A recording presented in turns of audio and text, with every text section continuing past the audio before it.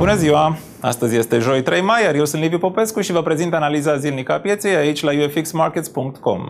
S&P 500 și Dow Jones au intrat ușor în declin, după ce indicele ADP Non-Farm Employment a arătat o schimbare în sectorul privat, unde angajările au scăzut în aprilie cel mai mult față de ultimele 7 luni. Statistica ADP arată că angajatorii au adăugat doar 119.000 de joburi în aprilie, sub estimările de 178.000.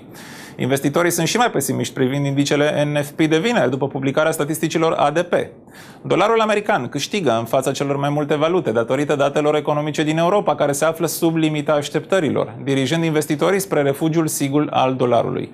Statistica ADP încurajează aversiunea față de risc, în condițiile în care oficialii FOMC spun că o măsură QE3 este puțin probabilă în ciuda incertitudinii economice.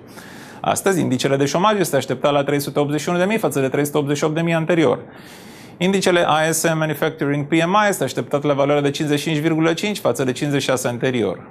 Pe bursa de mărfuri, aurul a scăzut cu 0,5%, închizând la $1.652. Aurul, ultima valoare, 1.651,5. Țițeiul a scăzut cu 1%, închizând la $104,55 per baril, după ce îngrijorările privind criza europeană s-au accentuat, iar depozitele de țiței din SUA au înregistrat o activitate economică scăzută. Țițeiul, ultima valoare, 105,25. Euro este afectat de rata șomajului din Europa, care a crescut la o valoare record de 10,9%, lucru care, împreună cu informațiile despre ocuparea slabă a locurilor de muncă din Germania, crește îngrijorarea privind accentuarea crizei. Datele din Germania arată că 19.000 de oameni în plus își caută un loc de muncă față de așteptările de doar 9.000, cum a fost prevăzut. Perechea euro-dolar pare să formeze un triunghi cu pantă coborâtoare, potrivit graficului de 8 ore, iar atâta timp cât este tranzacționat sub 1,3250, cursul este considerat bearish. Astăzi, ECB își va anunța decizia privind rata dobânzii, care este așteptată la aceeași valoare de 1%.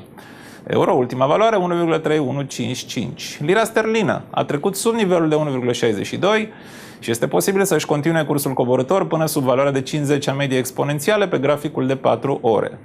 Dolarul neozeelandez a străpuns în baza canalului său de tranzacționare în urma scăderii ocupării forței de muncă și a aversiunii referitoare la activele foarte productive. Nivelul de suport se situează la valoarea de 0,8075, iar dacă perechea dolar neozeelandez, dolar american rămâne sub acest nivel, este așteptată să înceapă un nou curs coborâtor.